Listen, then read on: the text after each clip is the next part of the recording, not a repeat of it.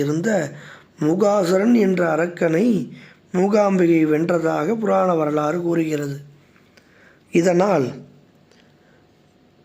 இவ்வாலயம் சென்று வந்தால் எதிர்ப்புகள் அகற்றும் சக்தி வாய்ந்த அம்பிகை ஒன்றாக விளங்கப்படுகிறது. மேலும் இவ்வாலயத்திலே மகாபெரியவா ஆதிசங்கரர் இஸ்தலத்தில் ஸ்ரீசக்கரத்தை பிரதிஷ்டை செய்துள்ளார்.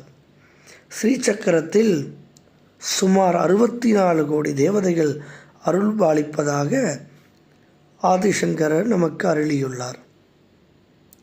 மேலும் இவ்வாலயத்திலே ஆதிசங்கரின் வழிகாட்டுதலின்படி இவ்வாலயத்தில் தினம்தோறும் திருச்செந்தூரில் எப்படி சத்ருசம்ஹார யாகம் நடைபெற இருக்கின்றதோ அதே போல இவ்வாலயத்திலே மிகவும் சீரும் சிறப்புமாக